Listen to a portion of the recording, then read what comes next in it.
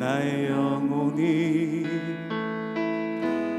간절함이 하나님만 바라며 나의 구원이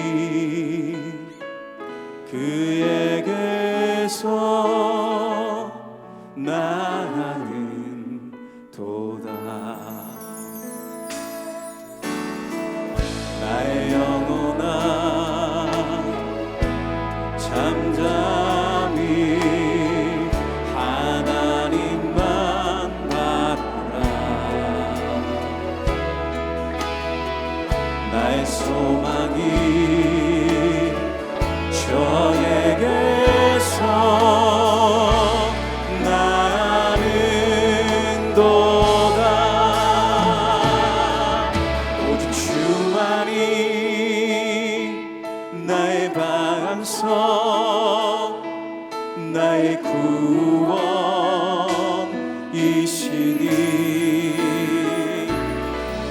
오직 주만이 나의 산성 내가 요동치 아니하리.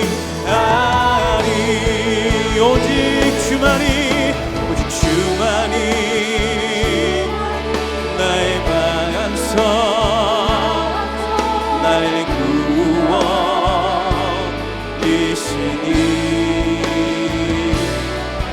오직 주만이 나의 산성 내가 요동치 아니하리. 제 115편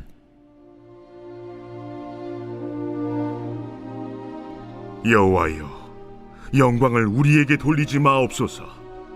우리에게 돌리지 마옵소서.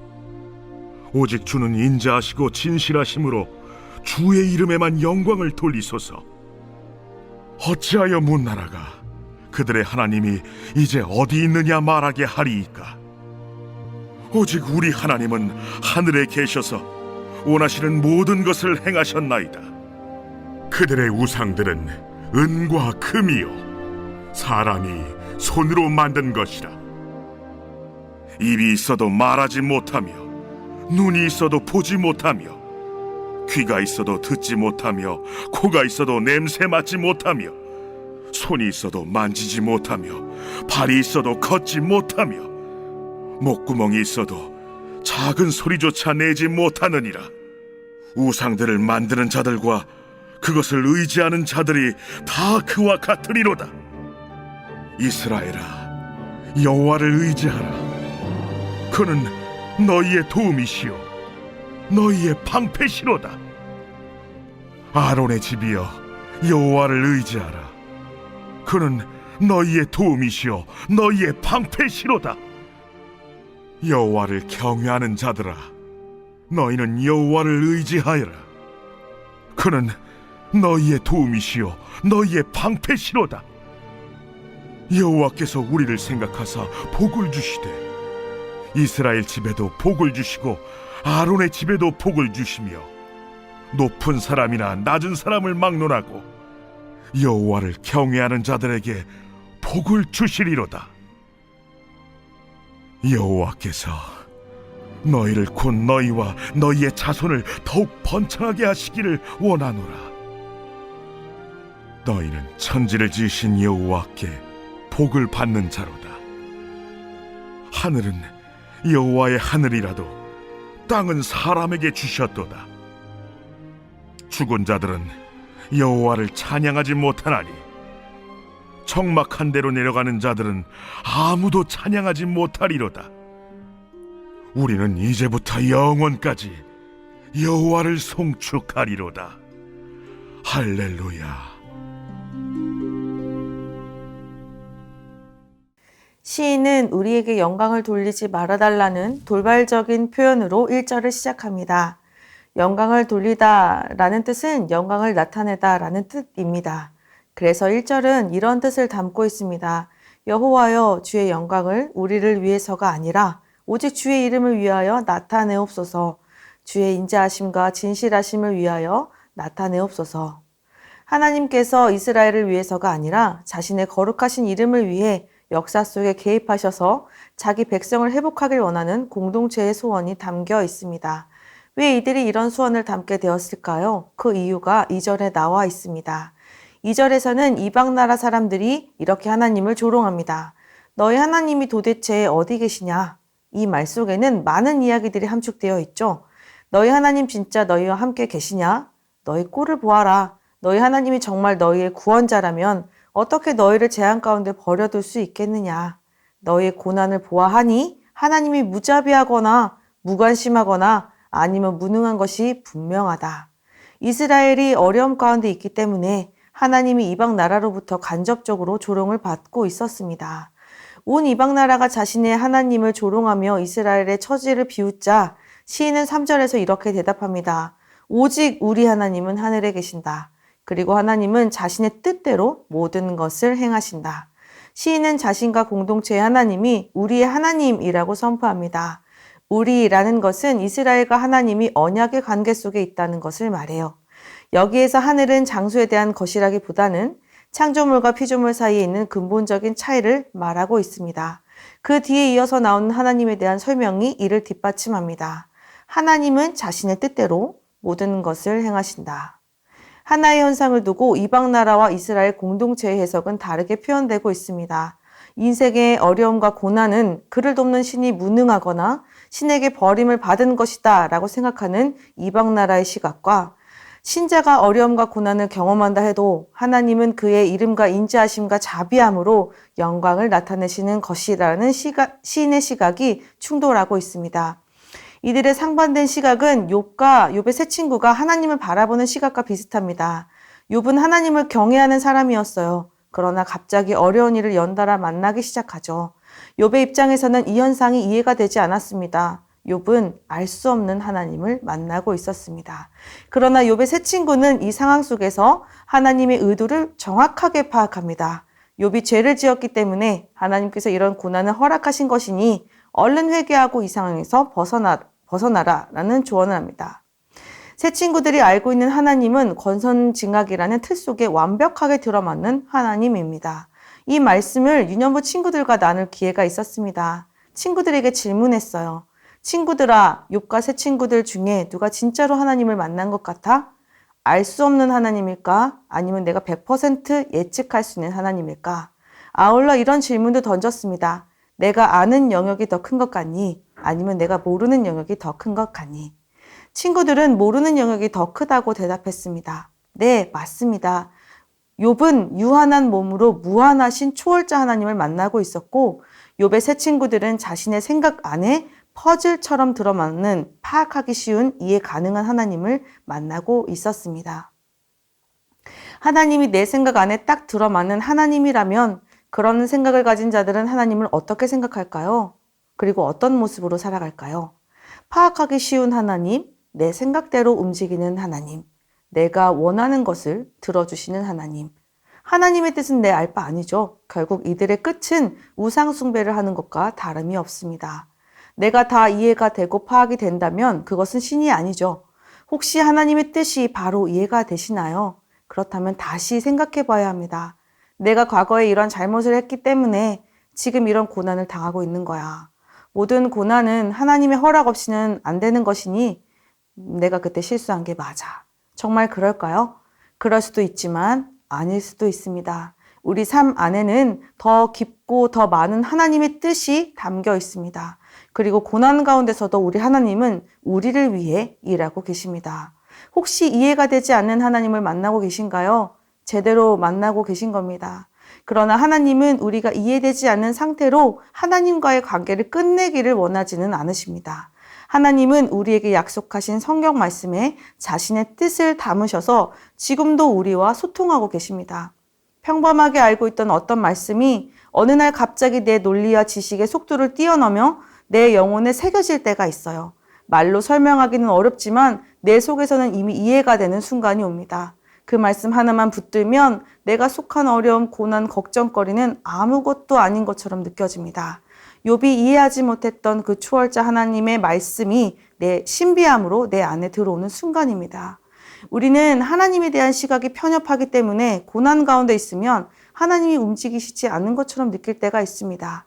그러나 그 누구도 하나님께서 하시는 일을 평가할 수는 없습니다. 누가 하나님께 하나님 자신을 스스로 증명하시고 자신의 능력을 드러내라고 말할 수 있을까요? 하나님은 홀로 하나님의 뜻을 이루어 가실 뿐입니다. 하나님의 뜻은 우리의 생사화복을 넘어서 존재합니다. 시인이 고난 가운데서도 이런 하나님을 당당하게 표현할 수 있었던 것은 욥이 만났던 이해하지 못하고 크신 하나님의 크기를 이방 나라 사람들보다 더 깊이 경험했기 때문이었을 것입니다.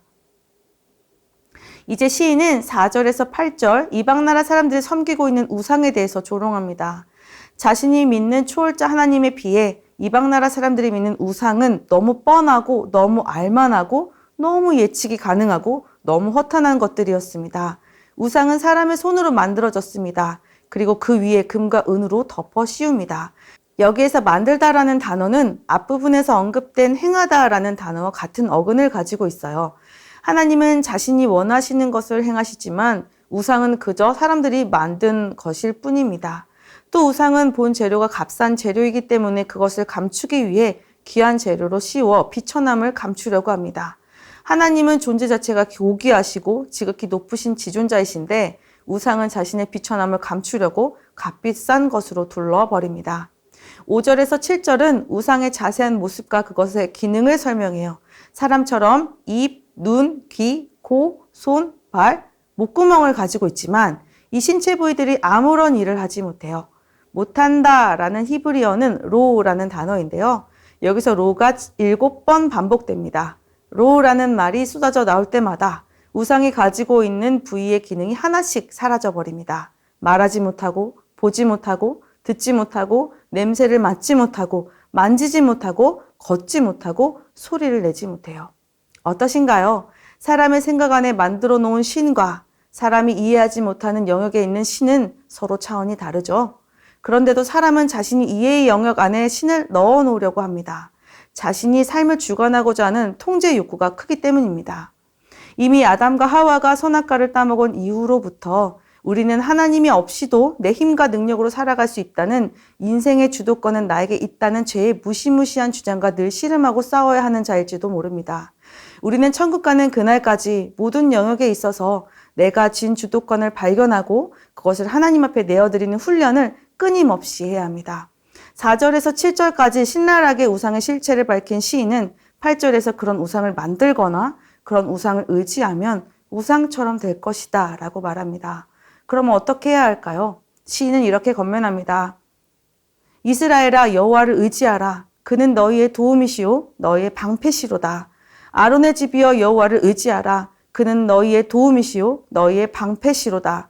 여호와를 경외하는 자들아 너희는 여호와를 의지하여라. 그는 너희의 도움이시요 너희의 방패시로다. 아멘. 아론의 집은 레위인과 제사장 그룹을 말합니다. 이 세 그룹은 다른 시편에서도 등장해요. 제사 제도를 보면 세 집단으로 구별한 제사법을 제시하는데요.